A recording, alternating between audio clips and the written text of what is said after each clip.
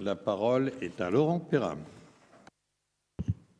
Monsieur le Président, Monsieur le Vice-président, chers collègues, vous nous présentez le rapport social unique 2021, rapport obligatoire et qui sert de support au dialogue social en reprenant différentes thématiques comme les emplois, les rémunérations, la santé et sécurité au travail. Ce rapport amène donc un éclairage important pour la collectivité et devrait permettre de tracer des perspectives pour améliorer les conditions de vie au travail, les carrières, le dialogue social.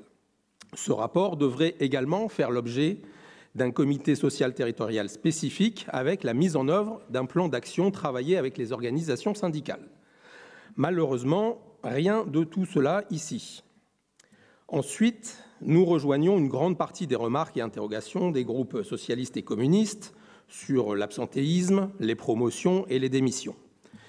Si, en plus, on ajoute les difficultés de recrutement, maintes fois évoquées ici même, le recours de plus en plus régulier aux contractuels, il nous semble important de se pencher concrètement et urgemment sur l'attractivité de notre collectivité.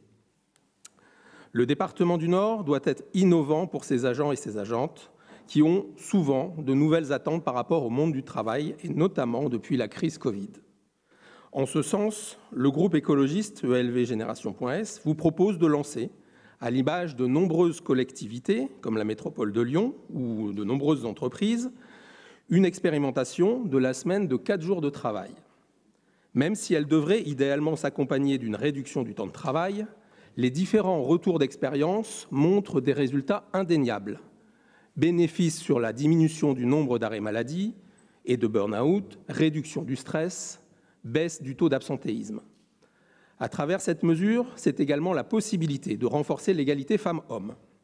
Le rapport social unique 2021, même s'il ne présente malheureusement pas une analyse comparée complète en termes d'égalité femmes-hommes, indique quand même que 22% des agentes sont à temps partiel, pour seulement 3% des agents. Or, si on donne la possibilité de passer à la semaine de 4 jours, cela permettrait de récupérer 100% du salaire tout en continuant de travailler au même rythme hebdomadaire. Enfin, pour terminer, le RSU, tel que présenté, mériterait d'être complété du nombre de démissions, des différents types de sanctions disciplinaires et, ça a été dit, de l'évolution des données sur plusieurs années. Ce RSU doit fonder la stratégie pluriannuelle de pilotage des ressources humaines. Or, avec cette présentation et la délibération cadre fixant les ambitions du département en matière de ressources humaines présentées lors du précédent Conseil, nous restons malheureusement sur des constats sans perspective et sans moyens à la hauteur des enjeux. Je vous remercie.